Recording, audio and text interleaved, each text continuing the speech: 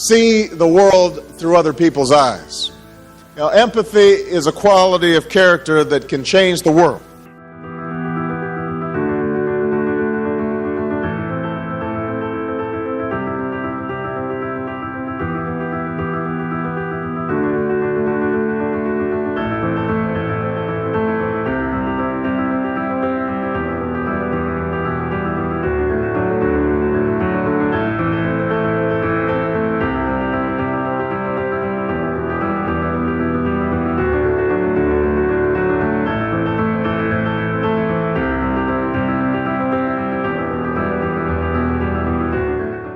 Unites people. Armies, gold, flags, stories. There's nothing in the world more powerful than a good story. Nothing can stop it. If you want to stand out from everybody else, you need to get into storytelling.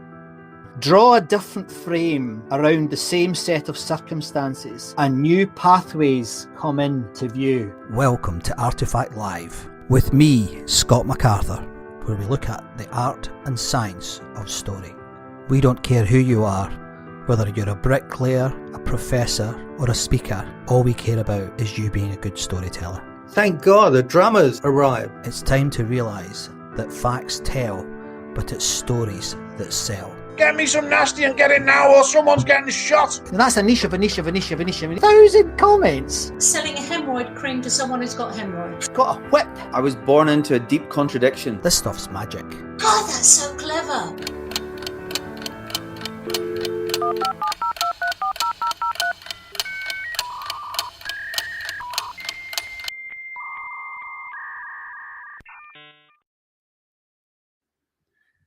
Good afternoon and welcome once again to ARTEFACTLive with me, Scott MacArthur. And I'm on my own. Paul couldn't make it this week, but we've got a very good replacement. Before we get started and talk about the show, though, I just wanted to say a couple of things. I'm sorry that I've gone all, as I say in Glasgow, I've gone all peely-wally this week because my main camera decided not to work this morning. So I'm back to my old faithful Logitech, which did the first 20 shows. So, hey, can't be bad. So what we're going to do this week is we're going to try and extend the conversation that we had a couple of weeks ago. And I'm absolutely chuffed to bits to say that Paul's much better half, Tina, has agreed to come on and be my co-host today. So without any further ado, Tina, let's get you on. Hello. Hello. Hello. How are you? It's good to be back. I'm great. You're the first person that's come back so quickly. Well, I love doing this kind of stuff. Well, it's absolutely fantastic to have you. I'll kick Paul off and I'll just be your co-host. Well, I'm not going to say anything about that because I might have a preference, but I better not say it. So I wondered if we could talk this week about. Last time we spoke about your art, and I have to say the feedback, Tina, was fantastic. Good. The little bit about the how you were making paints from the natural environment. That was lovely. My kids loved that. They were watching it. So that was great. But I wondered if this week, if we could delve into one of your other hats, and that's the hat as a writer, editor and publisher of books. Would that be agreeable? Yeah, absolutely. So how can we get a bit of background on that then, just to get things going so people can start to think about questions they want to ask? How did you get into that game? Okay. Well, I started my working life actually in publishing, in magazine publishing. So I was predominantly working, the longest sort of stretch of employed life was working for a customer publishing company. So with magazines like, I don't know if you come across Tesco's Club Card. Yes, yeah. We were kind of part of the team that launched that. I worked on all sorts of magazines for other companies. So we produced them for other companies. And when I joined, I think there were about 3 companies that actually did this. We were very much kind of one of the pioneers. Now there's hundreds. But we were very much at the forefront of what was called contract publishing then. Okay. But we got involved in predominantly magazines, but also in books. So the company I worked for then was a company called Forward Publishing, and our chairman was very much into poetry. So he founded the Forward Poetry Prize, which still runs, and every year there is a Forward poetry book, which is all of the poems that have been selected from that year. So I kind of got into books as well, and then I kind of did a bit of a circuitous route of life, as one does. Following that, and I got into coaching horse riders. Right. Okay. Just a small leap from one to the other. But what I did while I was doing that was I was writing a lot of articles for horsey magazines, and I was writing. I self-published a book, a kind of coaching manual for horse riders. Yeah. And that led me into meeting the commissioning editor for Hodder and Stoughton, or for one of the commissioning editors at Hodder and Stoughton, who happened to be a horsey person. Mm-hmm. And so that then led to a commission to write 3 little books of humour about horses, which I should have actually had on my desk so I could flash them at you. But I will, in a minute, when you do a bit more talking, I'll grab them. We'll grab them. So, and then that sort of, I just kind of continued in the kind of writing and publishing vein from that. I have done kind of writer for hire projects where I write books for other people. And at the moment, I'm doing this kind of maternity cover where I'm copy editing and proofreading and writing. But my kind of next step on in the writing front is actually to service for coaches and people in the kind of personal development field, learning development field, to do copywriting and copy editing for them, because there are a lot of coaches in the world.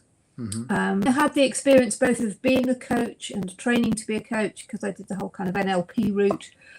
Before I met Paul, actually, that was one of those sort of strange circuitous things where he and I were kind of following the same pathway, kind of on a parallel, and then eventually kind of came together later on. And so I've done coaching. I've had coaching. Actually, I have a coach at the moment. She is brilliant. I do, and I also have her book sitting next to me, so I can wave that at you in a minute too. Excellent. And I know one of the things that a lot of coaches and people in that kind of personal development field sort of struggle with is actually getting their voice into words, and yet it's quite important often for them to do that. So in terms of, I mean, copywriting is very much in the media at the moment, mainly from the selling perspective. I mean, this is my media, obviously, this is my bubble, if you like. And absolutely, I've seen it where a lot of people, particularly authors and, as you say, coaches and anyone who's running their own business, they are employing copywriters to help them with clarity of message, I think. But to be honest, I'm pretty clueless on this. So what does a copywriter do for someone? How do you help someone? Well, effectively, what we're aiming to do is to be their pen, I guess, if you like. That's nice. So for example, I mean, I know you have your blog that you're doing on a regular basis. You may have lots and lots of ideas for your blog, but have no clue actually as to how to write about those ideas. So a copywriter would take those ideas and turn them into something that was readable. Right. Now, obviously, copywriting kind of spans a vast area. So, so some copywriters very much specialize in writing for the advertising market, for example. So they specialize in advertising. They may specialize in social media. They may specialize in writing newsletters, and email marketing, and through to books Yes. articles, newsletters, and so on. So, but essentially, what you hire a copywriter to do is to be the conduit, if you like, between you, your audience, and the words that kind of convey whatever it is that you're trying to say from you to your audience. And if you struggle with actually putting your voice into words, then that's what the copywriter does for you. So I have thought about it myself, because I mean, I do quite a lot of writing. I mean, I write 1 or 2 articles a week. But the reason I thought about it was that it would give me an opportunity. Almost, I mean, this is an imaginary conversation here, because this is how I was thinking about it. I thought, well, if I have someone who I can speak to about what I'm thinking about, what my passions are, etc., they can then translate it and create copy quicker than I can, because I have worked with journalists where I've published quite a lot of articles where I've worked with a journalist and they've interviewed me at length, and then they've written an article in, like, God, it felt like 5 minutes. I'm sure it wasn't 5 minutes, but it wasn't very long. They were brilliant at it. But I stalled on it because I felt that, well, I wasn't confident enough. And this is me. I'm just bearing all here, to be honest. I wasn't confident enough that anyone else could express my view, my perspective on the world. How do you do that? Because I'm imagining that must be one of the toughest bits, is it? I mean, I'm just making this up as I go along, Tina, but being someone else's voice, how do you do that? Well, you do a lot of listening, for starters. And I guess, I guess the way I approach it is to do a lot of listening, to record often. I mean, it's obviously it's great to record those conversations, but then to actually print those out as transcripts. And what I do is I actually kind of go through and listen, both kind of orally and also listening to the written word. I mean, that probably sounds like it's a weird thing, but but I listen to the written word on the page and get a sense of how you speak and how you, and the kind of the phrases that you use and what your tone of voice is, and how you say specific things, and then just kind of try and work with that so that and it's a little bit of a kind of translation kind of job almost, because I'm picking up all of those nuances from you, but then also sitting in the position of the reader and kind of, okay, so how is the reader going to receive this? How are they, is this particular turn of phrase, for example, going to resonate for them? Now, I'm going to give you an example. I'm going to tell you a little story. Excellent. Not sure. Do you know, I can't actually remember whether I told this story when I was last on. Doesn't matter. Doesn't matter. But it was, I was reading a book by a well-known journalist, because I was going to interview her as part of or MC her as part of the Newark Book Festival a few years ago. Yeah.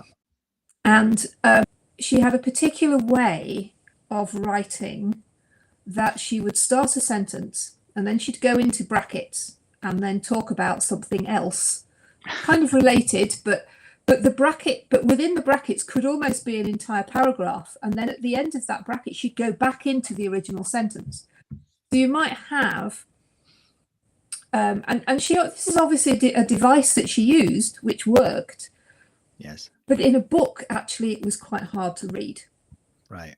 And so I see part of my job as both the writer and editor as taking something like that and saying, okay, I know that's the way you like to do it, but let's look at how the reader receives that and how easy it is for the reader to read. And actually doing it once is okay. Doing it in every chapter is actually just a bit hard.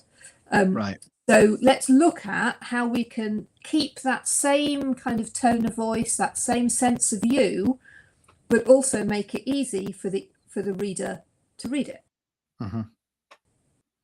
Because you must have read books that held through because of the topic, but Yes. God, it was just hard work. And then there are other books that you've it's just been a pleasure because you've read it and it's been great and the content has been great, but it's just been a real pleasure to read. What happened to me in this, and this now it's beginning to feel like a counselling session, which is quite cool. I quite like that. I was given a 3-book deal by Bloomsbury. It's on the wall over there. Yeah, you mentioned that, didn't you? Last time I was on, you mentioned that. I've still got it. It's on the wall. It's not dead. I've got it. But I went away, and if I've said this before, doesn't matter. But I went up to the Lake District because this was just so naive. Honestly, I had no idea what I was doing. So I'm reading like, Raina Maria Rilke or David White, or I'm reading whatever I'm reading, and they're saying, "Oh, you need to go away and you need to focus and you need to have a process and all that sort of stuff." So I went away to the lakes for a month, and I wrote 140,000 words. And it was absolutely friggin' terrible. And I didn't even send it to the publisher. I said to them, nope, don't know how to write. I'm very grateful for your support. I've even got a cover for it. They've even designed a cover for the book, and the first book. And I was like, so what am I saying here? What am I saying is, when I wrote those 140,000 words, I wrote really hard, Tina. That's a lot of words, right? For that is a lot of words. How do you? Just a question though. How do you know that those 140,000 words were terrible? Because I read it myself and I didn't like it. And maybe I should have shown it to other people. But I was going to say, anybody else read it? No, because what I did was. This is now a full-on counselling session. What I did was I have a terrible habit. It's a good habit, but it's also a terrible habit of going down rabbit holes. So I'd be writing about I don't know, the organizational design, which is not exactly the sexiest topic. The book was called The HR Paradox, and it's how there's an awful lot of things that are of questionable validity in the world of HR and change.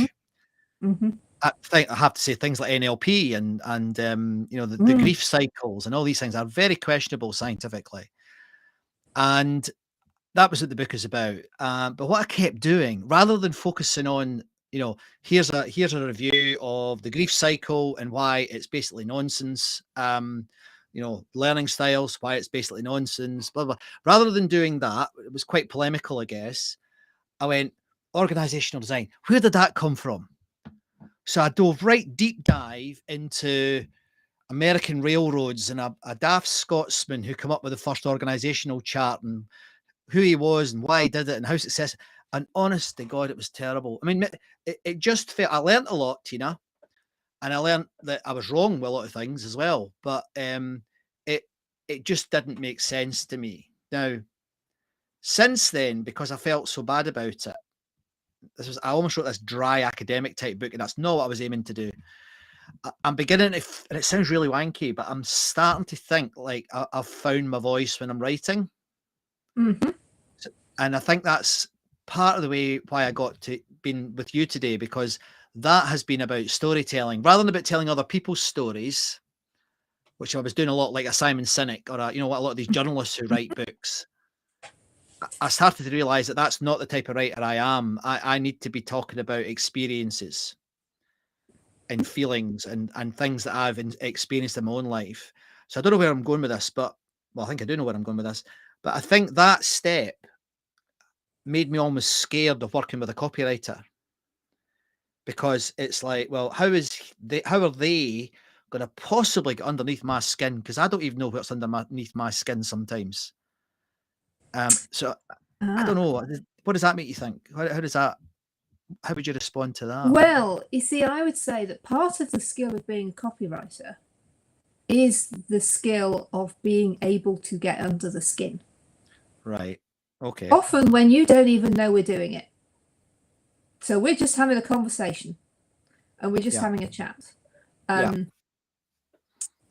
as we're doing that, then, and I think actually, I mean, I understand what you mean about some of the validity of NLP and so on, but I tell you, one of the things that I think has been really, I have found really useful in NLP is actually the, what it's helped me do is to get underneath language. Okay. To enable, meta stuff. well, to be able to kind of read, not just read the words, but read kind of between the words. Okay. And understand the language that somebody uses and what that reveals about their thinking processes, their thoughts, their feelings, their beliefs, etc. Yes. And then the ability to be able to go, okay, well, that's interesting. So I can delve a bit deeper into that. I can ask another question that's going to bring more out of it. So just kind of going back onto your 145,000 words of dross. Have you ever heard of something called a shitty first draft? Yeah, I have actually. Yeah. Yes. Because every single person who has ever written anything has written a shitty first draft. Well, I definitely wrote because that's where you start. That is where you start. Okay. What happens then is, because all that really is the brain dump and the getting all the thoughts out on paper and just regurgitating everything that you're, and as you say, going off down rabbit holes and investigating all sorts of things that that you thought might have been interesting. The art then of actually taking all of that and bringing it into the end product that somebody will go and buy off the shelf, is that there will be many stages of structural editing, developmental editing, taking bits out and putting them somewhere else, or taking them out and chucking them out altogether, killing your darlings, as Hemingway used to say. So the point, and I think here, this is one of the things that relatively new writers really have to get to grips with, is firstly, you cannot compare your shitty first draft with a book that is on the bookshelf, because the process that book has gone through to get from shitty first draft to published book will have been long, arduous, and will have gone through many edits. It's very rare that you're going to get a book that actually resembles the shitty first draft that you wrote. So wherever your 145,000 words are right now, they are still the beginnings of that book. Well, they're embedded in electrons on this very laptop, so they're not far away. Well, there you go. You go. And and so that's your raw material, if you like.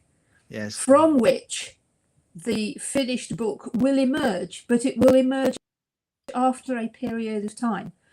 The other thing we are getting, well, certainly in the past past maybe 10, 15, maybe even 20 years, one of the things that we have been kind of sold into, and particularly I think in the sort of the personal development world, is this whole idea of writing a book in 90 days. Yeah, it's all over the place. Yeah, it's possible. I'm not dissing any of that. It is quite possible. But I can tell you that most of the books that are traditionally published that went to the traditional publishing list probably took a year or two just to get to shitty first draft stage. They then probably took another year, possibly two, to get to the stage of being a kind of final manuscript. Right. Gosh. It's not unusual. It really is not unusual for somebody, even well-known authors. It's not unusual for them to take between 5 and 10 years to write a book. My editors, the editor at Bloomsbury said that to me as well, actually. She said to me, keep going. And I kind of didn't. Well, I did, but I went off and wrote. It's really good advice. I mean, the way I went off and I wrote effectively articles. So I said to myself, and this is where I was doing it with no advice. But what I thought was, it's got 12 chapters. I'm going to write 12 articles, and then I'll build those articles into chapters. That's the way my head decided to do it. Now that doesn't work, of course. The articles were okay. Well, it did work. The articles got published, and I learnt things from that. But I've never taken it back to the editor. I've not done it. I haven't done it. Okay, I'm going to come on to that in a minute. But I've noticed that we've got a question from Derek, who says, "Have you got any advice for a cheapskate trying to self-publish?" Derek, thanks for the question. Okay, so I'm just gonna throw this in right now. So now I know this book, which is not showing up terribly well on the screen. So I'll tell you what it's called. Now I know this says The Busy Woman, but frankly, the advice is just as good for men. And it's about writing a changing book, and it's by my coach, who is a lady called Cynthia Morris. And Cynthia has spent the last 20 years coaching writers and creatives to find their voice and get their stuff out. Right. And it's a great book for helping you to just get to know the publishing process and how to do it yourself. Because Cynthia has published several books now, and every single one of them she has self-published. Right. So, for a cheapskate wanting to self-publish, what I would say is probably the best thing to do is to get your manuscript together. I would say, even if you are a cheapskate, having an editor will be the best money you ever spend, because the editor will turn your book into, or make sure your book turns into, something that isn't just a whole bunch of words, but is actually something that has flow, has structure, is readable, and that people are going to pick up, and once they've finished it, they're going to go, do you know what, this was a really good book, and they will recommend it.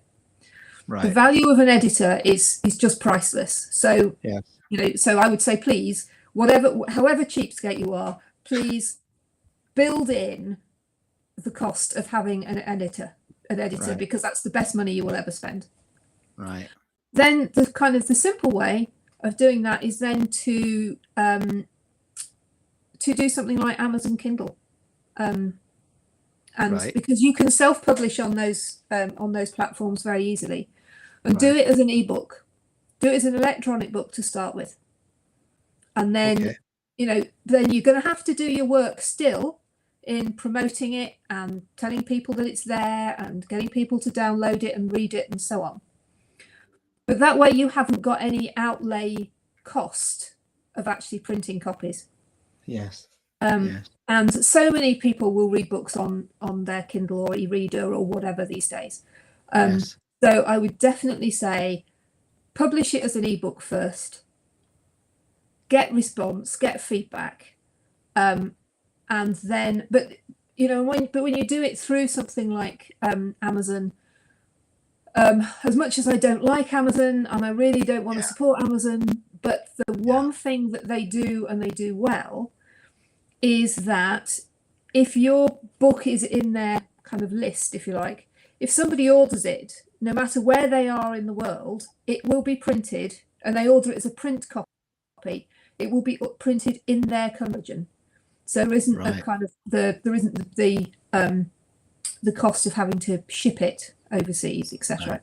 But you could do it as an ebook first, right? And then and put it as a downloadable, as a book that can be ordered through Amazon, but is printed directly from them. That way you don't have to get involved in the print process. You don't have to have any outlay. Derek said he's a huge cheapskate. Well, then just go for it, Derek. Go for it, and see what happens. I think I mean, again, that I'll just flash that book back up. There's the book that Tina has recommended. I think, again, and this is very much related to the whole theme of this show. We kind of know now, don't we, that stories are incredibly important. They are they can be beautiful, they can be transformational, they can be instructive, they can help you sell things. And because we're writing more than ever before in human history, but the way we're writing is shorter and shorter and shorter. It's I have and I know Paul has the same view on this. There is almost a resistance from some of us, and it's definitely me. I know this is a plot that I get really snooty about bullshit, right? I get really bored with it, and that's why, I often have a go at people like Simon Sinek, who's just a marketing bullshitter, but he's brilliant at it. I mean, he's absolutely brilliant at it. He's never had a bloody job in his life anyway, but and he talks as if he had, and he's not, but I really admire him in a sense, because he's able to write a coherent, and I don't know if he writes them himself or he's got people helping him. I suspect it's the latter. But I don't know what I'm saying here. There is a block in me that, because I'm resistant to something, I'm not going to fall into it. And I know I'm being stupid. I even looking at myself in the mirror and I go, get over yourself, Scott, Okay. But So here's what I have for you, Scott. Yeah. Well, here we go. All right, I'm listening. Here we go. Okay. Are you sitting comfortably? I am. Here's the worldly advice. Yes. So it's an interesting thing, isn't it?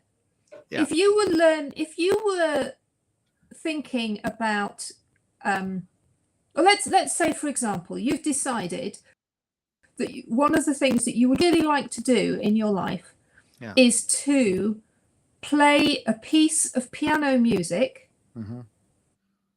Let's say, just for the sake of. Well, no, because you're a real rock man, aren't you? Yeah. So let's say you were going to take a particular rock aria that you really love, and you were going to learn to play it on the piano, and you were going to perform it in public. Yeah. Would you expect that you could have 3 piano lessons, a couple of hours practice, and then you could go and perform? Not at all. No, of course not. How long do you think you might spend practicing that and having lessons and practicing before you thought that actually you would be good enough to get out there and do it? Well, I'm not going to answer the question. I'm going to tell you what I say to speakers. I think you are. I think you're getting the point. The point is that you don't. I think it's one of those things that people think that because they can pick up a pen, write words down, that means they must be able to be a writer. Yes. And because they have thoughts in their head and they can get a pen and write those down, they must be able to be a writer. Yes. Writing, like anything else, takes practice. Yeah. And the more you do, the better you'll get. Absolutely. So the more you're writing your articles, the better your articles are getting, the more you're finding your voice, the more you're finding the way in which you want to say things, and the more feedback you get, you take that on board and you improve, and so on and so forth. Yes. So you don't start out ever with the finished thing, the great drum, from the moment you start writing it. No. Every author who has published multitudes of books will tell you that they spend hours reading and hours writing, and a lot of their writing never ever ends up in a book or in an article or anything else. It's part of the practice. Yes. And then, you know, you just need, what was it I was reading the other day about being an artist? You need to do miles of canvas. Nice. The same Like with being a writer. You need to have books and books and books filled with your writing. I think. Lovely. No, I'm going to I'm going to sneak in my artifact for Go you, for it. Yeah. which is this is one of my many fountain pens. This is a Mont Blanc. This is probably their basic level Mont Blanc. Yes. But I love fountain pens, and I love writing with fountain pens. And I actually do all of my personal writing, whatever it is, I start out in a notebook writing with a fountain pen. Do you? Right, okay. Yeah. Because there is something that happens between your synapses, between your kind of your brain thought synapses and the pen, that enables a kind of flow of thought. And sometimes you just come out with the most phenomenal phrase that you think, that is just bloody brilliant. I don't know what I'm going to do with it, but it's just bloody brilliant, and I need to hang on to that. But there's also something about the flow of writing with a fountain pen, the flow of the ink.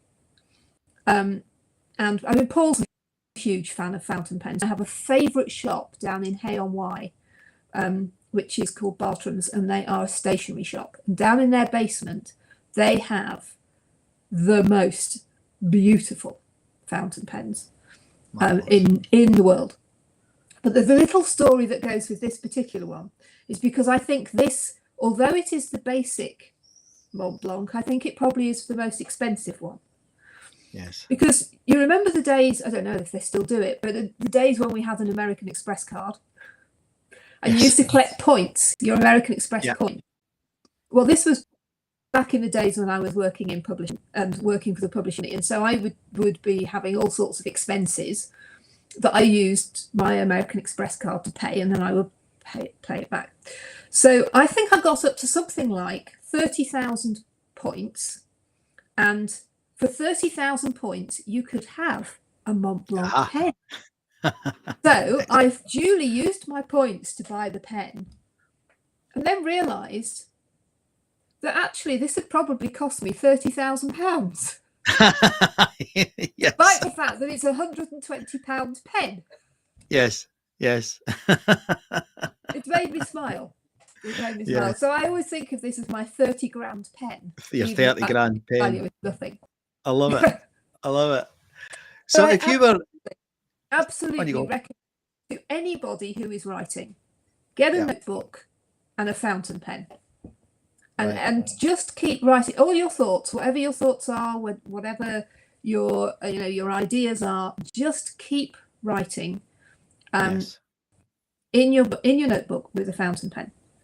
There is also, Cynthia has the most wonderful kind of writing groups that she does online. But one of the things she does is like a power hour, where you sit and she will just give you a prompt.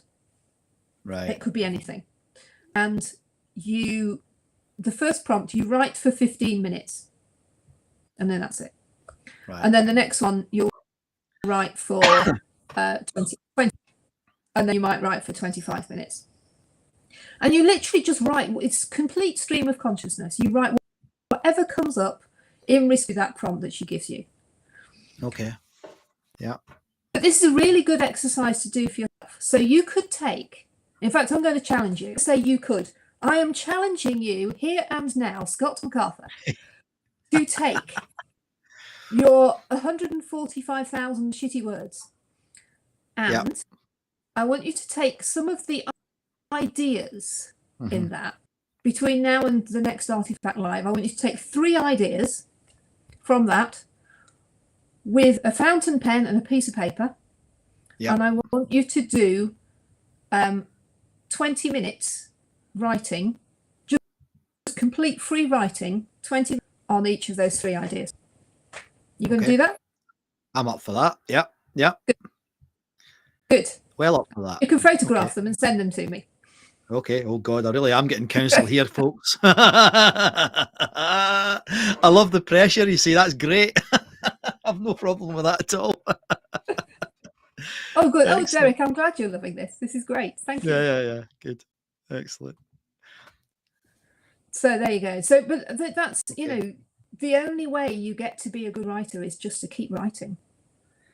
Do you know, that's that's 40 minutes already.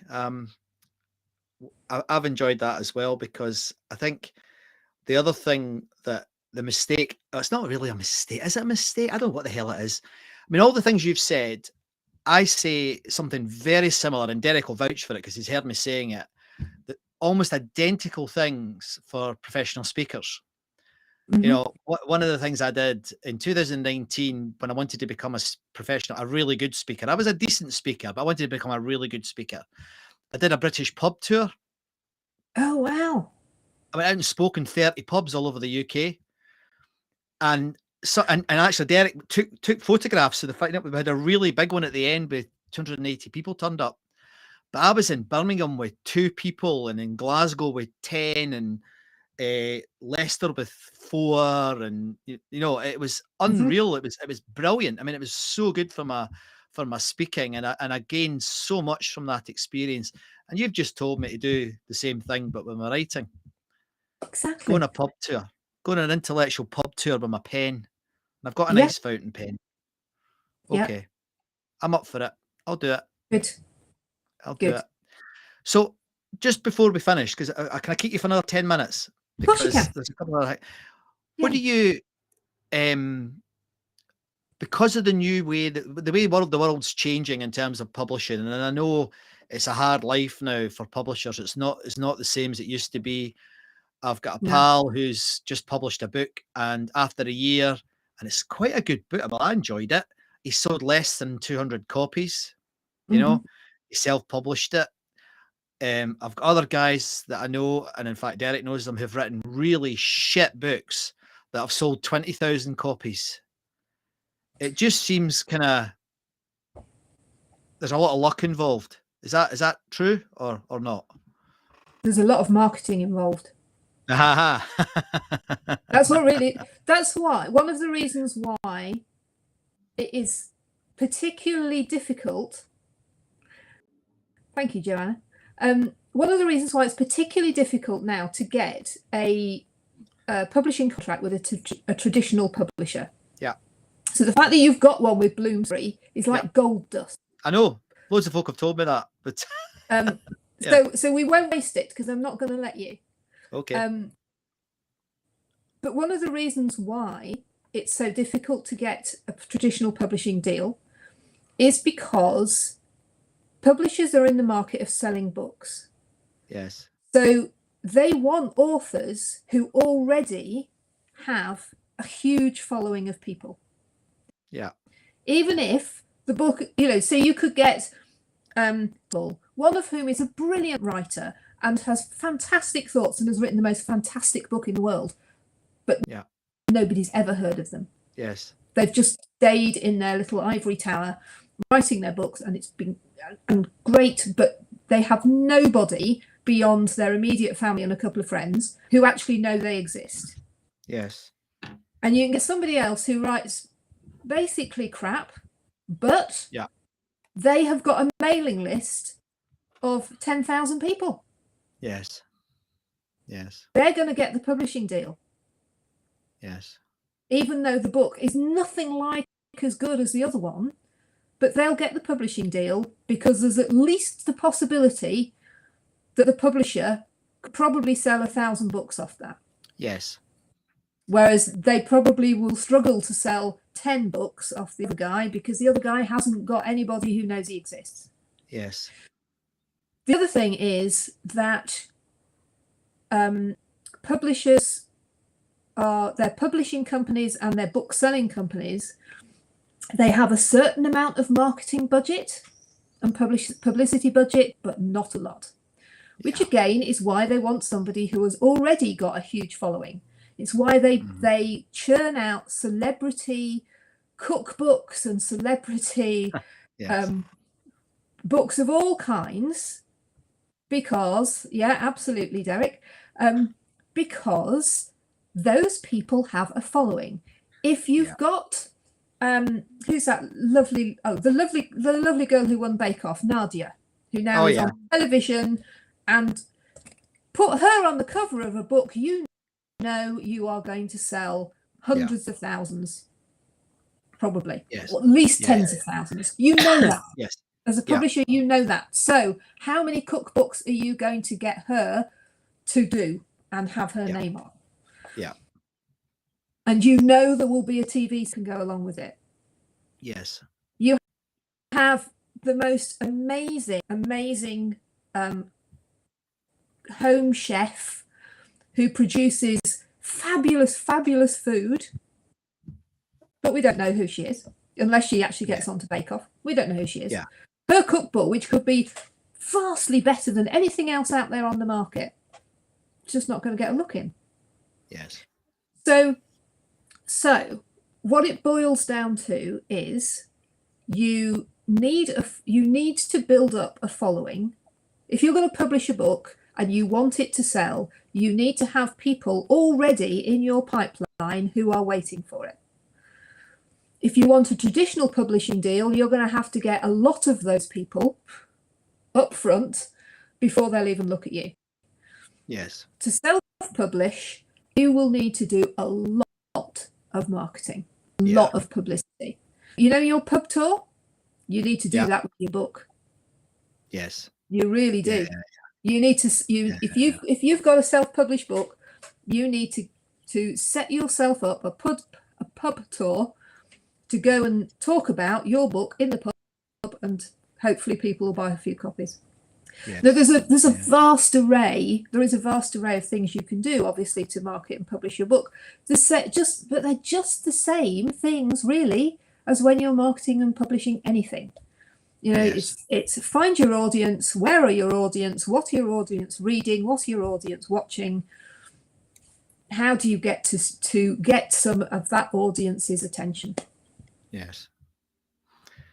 Through all your same channels. That's been really good. It is interesting because, and I mean, I always feel. I wrote a book about music, and we sold 5,000 copies of it.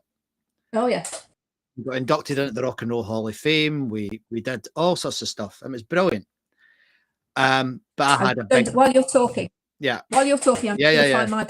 And if people haven't, I've got a copy of it down there somewhere. And what happened was, it was a book about individuals who went to concerts. It wasn't a sophisticated book. In fact, it was quite. I think we wrote it in 2 weeks with a journalist. And but because I had a website that's, I think it's had 50 million hits now. The website, it took off. It just went mad. We went up to Glasgow and they were flying off the shelf. It was brilliant. And you've just made me think, and I hadn't thought about it. It's ridiculous. During lockdown, I've quadrupled my Facebook group it's gone from 4,000 people to 12,000 people. Mm-hmm. And we've got a 70% daily, weekly usage of that Facebook group. And in fact, last week I ran a music thing in Glasgow. I sold 100 tickets in 10 minutes. Sold it out. I need to write another book about the music industry. You probably do. Because I do love it. Maybe Yeah, I probably do. I hadn't thought about doing it because... There you go. Say again? And maybe you should ask your Facebook group what they want. If you were going to publish a book, what do they want? Yeah. So that you're writing, so that you're already writing. They're already structuring the book for you, if you like, and you're writing what they want to read. Yes. And as Derek says, that means a pub tour, not going to the pub. Yeah. Yes, absolutely. Or a tour. Well, it's it depends on what your subject matter is, but yes, it's a tour of, if your subject matter is aimed at the women of the WI, you go on a tour of WIs. Yeah, that makes sense. If you're aimed at as you go to do a tour of where you can do things alongside music. Yes. Take them to Glastonbury and sell on the door. Well, that might happen yet. Tina, that's been fascinating having a chat with you and being schooled by you. That was excellent. I loved that. I like the directness of your very different to last week. Yeah, I was going to say, have you got your books? Let me just put you on the full screen here so people can see these, because there we go. These are two. There's actually a third one. Right. Called 100 Ways a Horse is Better Than a Man. Yes. Which obviously I wrote before you met Paul. Yes, of course. Yeah, brilliant. But actually, I'll make sure. Yeah. Go. Yeah. Well, there is something that I also wanted to share about these, because, you know, again, I was lucky. This was the first one I wrote, 100 Ways for a Horse to Train Its Human. I was lucky because I was doing a speaking gig at a horsey event, which this lovely lady Judith, who was the commissioning editor at Hodder and Stoughton, she was at that event. So she saw me speaking. She saw an audience full of people listening to me. And this was back in 2005. So it was a little bit easier then. It's obviously got worse since then. And she started a conversation with me afterwards, and that led me to writing these 3 little books for them as part of their 100 Ways series. Now, I was lucky because, firstly, obviously, it often doesn't happen as easily as that in terms of getting a book deal. Mm-hmm. Secondly, there's already this existing series for dogs and for cats at that point. So to slot the horse one in was relatively easy for them to do. The thing was that when this one was first published, they did a deal with one of the supermarkets. I can't remember who it was now, but essentially they did a package deal. So the supermarket would stock the cat one, the dog one, and my one for its sort of first Christmas. So I was really lucky because it was part of that whole deal. This first one sold about 40,000 copies in its first year. Wow. Now the second one, the 100 Ways to Live with a Horse Addict, didn't kind of get into that deal, but it did ride off the back of this one. Yes. So and then the third one has had to just kind of do its own thing and look after itself. Now, fortunately, I've been very fortunate, and over the past sort of 15 years, they keep selling, and I think my sales now are something like 150,000 copies in total across the 3 books, which sounds tremendous, and it is, and I'm very, very grateful for that. But I think the other thing that I just wanted to mention was, because often still people think there is this kind of, you know, wonderment around how publishing deal. The reality is this first one got a hell of a lot of publicity and support behind it. The second one got quite a bit, but it's not as much. The third one basically got nothing. Right. It was a case of, you know, you go market it and sell it. We haven't got time. We've got more bigger eye now. We like the book. It's a great book, but you know, we've got other people to publicize. We haven't got time. Yes. Very interesting. So, and I'm now known as one of their old authors. Excellent. That's really nice, isn't it? Yeah. Good grief. Exactly. I mean, it strikes me as quite astonishing that you can sell 40,000 books and they're not pushing you for the third one. That's quite bizarre, or supporting you. Just shows you where the profit must be, and what levels you have to sell to make big profits. Well, exactly, and that's the other, maybe the final point to kind of note when you're publishing a book. The people who really make money out of book publishing, the people whose books, you know, like the J.K. Rowlings, if you like, of this world. Yeah. She didn't make the money out of the books. She made the money out of licensing it. Yeah. And astonishing. The number of authors who sell, if you like, over 50,000 copies of a book, and who make a serious figures of money out of it are about maybe 1 or 2% of all authors writing. Yeah. You know, it's if you want to make money, don't go into books. Yeah. I was. If you want to make an impact, if you want to make an and you want to get your message across and you want to change the life of that one person who needed to read what you've written, go for it. Yeah. Almost word for word what I was going to say, because that's what I've seen. Because if you take it as a monetary thing, it's a bit like, in many ways, professional speaking is a bit the same. It's not entirely the same, but it's a glamorous way to poverty if you're not careful. Yeah. You know, because you're on the stage, you're visible, you're public, you're even famous, but you're not necessarily making any money, or enough money. So it's Tina, that's been tremendous. I've only scratched the surface again. Fantastic. Right, part 3 will come, folks, I promise. Yeah. Tina, just remind everybody where they can see your work and find you on the internet and things. You can find me on the internet on my website, which is more of a brochure site, really, which is tinabettison.wordsmith.com. The best place if you want to kind of follow me and follow what I'm up to, particularly with the arty stuff and the ink making and the pigments and all that kind of stuff, is on Instagram, Tina B Beloved. Excellent. At Tina B Beloved. Yeah. Fine. I shall pop over there after this, and I will join the millions of people who are watching your artwork. On a merry band. Yeah. Thank you very much for being my co-host today. It's been brilliant. Thank you. Oh, it's I'll see you soon. An absolute pleasure. Loved it. I hope to see you soon. Thanks very much. Cheers. Bye-bye. Cheers, Scott. Oh dear. Wow, that was a lesson, wasn't it? Fantastic. I really enjoyed that. That was fabulous, Tina. Thank you very much. And it's one of these, every now and again, it does me good to have a chat like that, because I am, glorious isolation for the last 2 years. I have had enough of glorious isolation, because it's that sort of conversation. It just reminds you, and I've now got 3 things I've written it down, Tina. I promise I have. I've written it down. I will do it. She's laughing. I can still see her and you can't, folks. So I will do it. But that's been fabulous. I really enjoyed it. Now, there's a few things I just wanted to say at the end, because there might be some changes in the next few weeks that I just wanted to warn you about. Nothing bad. It's actually quite good. First thing I'll do, though, is I'll answer a question. Joanne's asked me what's happened to the book about my grandfather. Well, that's the book called My Grandfather's Foot.